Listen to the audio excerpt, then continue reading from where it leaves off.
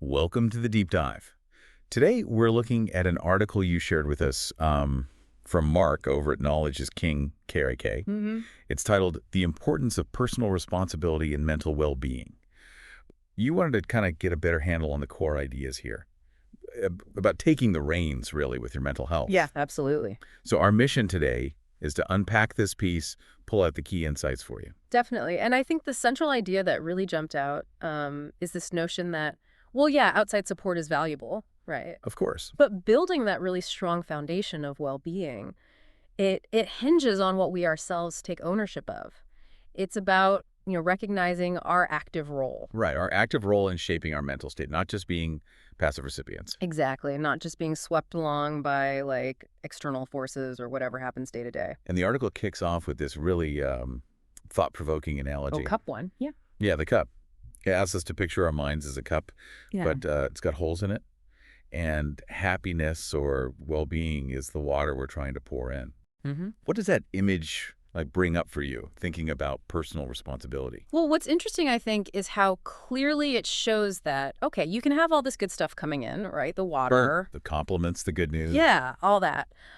But if you haven't dealt with the underlying issues, those holes in the cup, that happiness, that well-being, it doesn't stick around. It just leaks out. It leaks right out. It really highlights how relying only on external things, it might not lead to lasting results. Have you ever noticed that in your own experience? Times when, say, external validation felt good momentarily, but didn't really shift your overall sense of well-being. Oh, definitely. That's a great point. It totally resonates. Maybe a compliment feels nice for a second, but it doesn't fix a deeper insecurity, does it? Not really, no. So the article then dives into why the author thinks it can be, well, problematic to lean too heavily on those external sources, friends, family, social media, whatever, for our happiness. Mhm. What's the core argument there? Well, the author makes a pretty strong case that while those connections, those external things, they can give us temporary lifts. Sure, they feel good. They do, but they aren't a reliable long-term source of well-being on their own. If our happiness gets too dependent on constant approval or, specific circumstances being just right, Then you're kind of setting yourself up. you really are. You're essentially handing over control of your emotional state to things that are often completely outside your direct control. Yeah, that makes sense. And that creates this fragile sense of well-being. It can be easily shaken by what someone else says or just events. Right, it's like being on an emotional roller coaster, totally dependent on external factors. Exactly. Lots of ups and downs. So, okay, if we're not supposed to primarily look outward, where does the article suggest we should focus our energy to, cultivate better mental well-being? It really emphasizes that taking personal responsibility puts you in a much more empowered position, like you're in the driver's seat of your own happiness. Okay, so how? What does that look like? A key part, according to the author, is being mindful of our thoughts and emotions. And not just mindful, but actively working to improve them. Actively working. Yeah. Okay, so not just noticing them. Right. It's not about trying to suppress negative feelings or pretend they don't exist. It's more about developing an awareness. What am I thinking? What am I feeling? And maybe understanding where those feelings are coming from, and then consciously choosing responses that actually support your overall well-being. Huh. So, actively engaging with your internal landscape, Ah. how does that idea strike you? It makes a lot of sense. It's less about just reacting automatically to whatever thought pops into your head. Yeah, like a knee-jerk reaction. Exactly. And more about being an active participant in your own internal dialogue, your own inner world. Okay. Now, the article also brings up self-care. It highlights its importance in all aspects, physical, emotional, mental, even spiritual, and setting boundaries. Yes, those are huge. Why are those considered such crucial parts of taking personal responsibility, according to the author? Well, if we go back to that cup analogy again, Okay, yeah. self-care and boundaries are fundamental in helping us patch those holes. Oh, okay. I see. Think of it this way. Self-care, getting enough sleep, maybe mindfulness, hobbies, connecting spiritually, whatever works for you that helps replenish your internal resources, it builds resilience. Right. It strengthens the cup itself. Precisely. And then setting boundaries, that's about protecting that energy, preventing it from being constantly drained by, external demands or negative influences. So saying no sometimes. Definitely saying no sometimes. Without these practices, the author argues, it becomes way harder to maintain a stable sense of well-being, no matter how much you try to just manage your thoughts and emotions internally. That connection back to the analogy really clarifies it. It's like trying to bail water out of a leaky boat, but you haven't plugged the holes first. Exactly that. You're just fighting a losing battle. Now, one of the really powerful points I thought was about how, okay, we can't control everything that happens to us, right? Life throws curveballs. Constantly. But we do have a say in how we respond. Can you elaborate on that idea, specifically in the context of personal responsibility? Yeah, this is really crucial.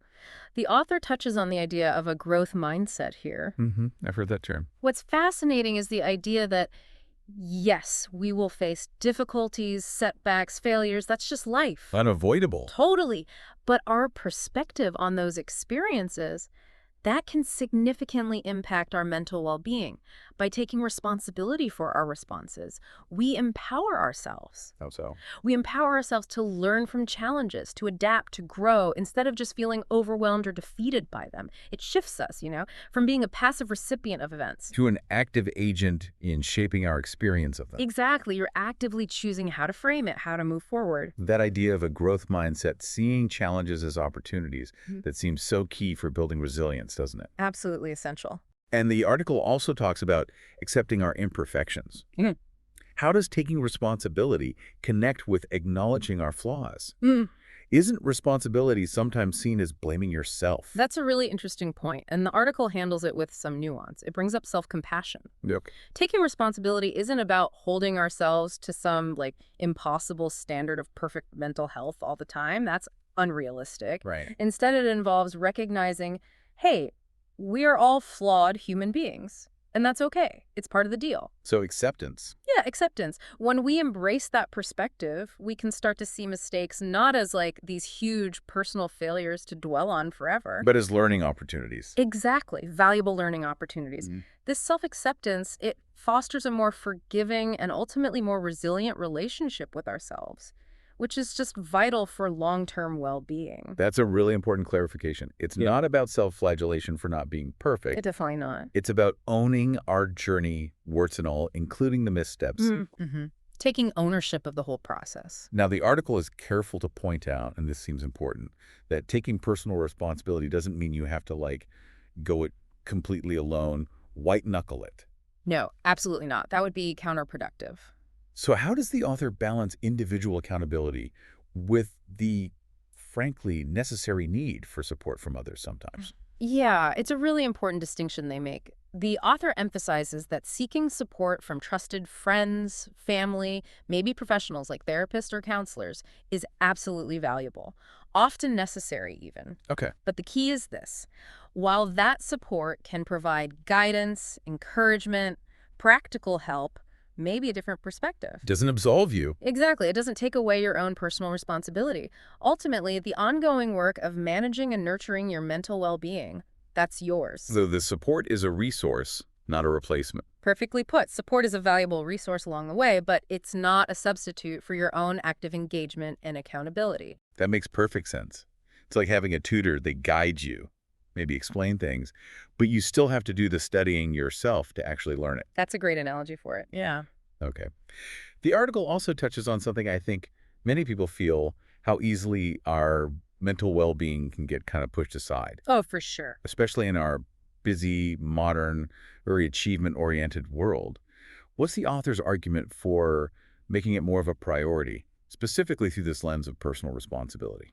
Well, what's compelling here is the author's observation about how often we prioritize, the external markers of success. Like the job title, the salary, the house. Right. Career achievements, material stuff, social status.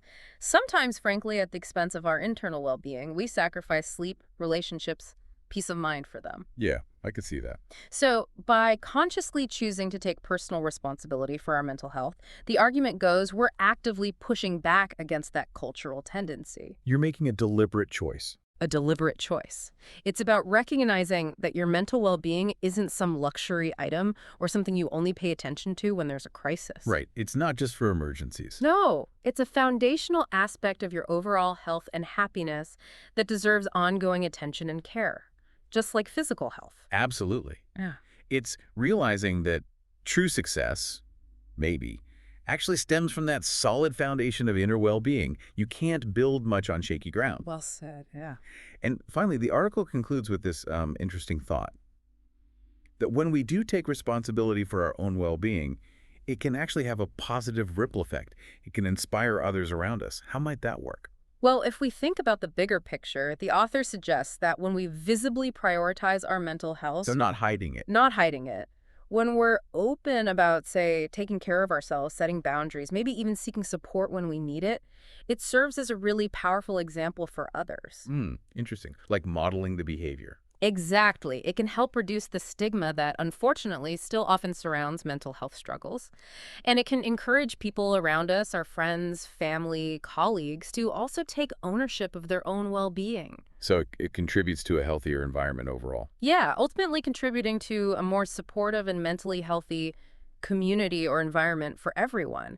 It normalizes prioritizing mental health. It's like leading by example, showing that it's not only okay, but actually really important and strong to prioritize our inner lives. Absolutely. So, okay, to bring this all together, Mm. our deep dive into Mark's article really underscores this central message, doesn't it? At the end of the day, cultivating, maintaining your mental well-being, it's fundamentally your responsibility. Exactly. And if we circle back to that initial cup analogy one last time, Yeah, let's try we that. can see now that, sure, external factors can pour water into our cup. Good things happen. But it's ultimately our responsibility to identify and address those underlying holes. Through self-awareness, through consistent self-care, setting those healthy boundaries, taking ownership of our thoughts, our responses, Patching the leaks. patching the leaks. Only then can we truly start to fill our cup in a way that's lasting and meaningful. So for you listening right now, maybe take a moment. Consider the areas in your own life where you might be, perhaps, leaning a bit too heavily on external validation, or maybe overlooking your own active role in nurturing your well-being. Yeah. What's maybe one small but significant step you could take today, even just starting today, to embrace a greater sense of personal responsibility for your mental health journey? Yeah.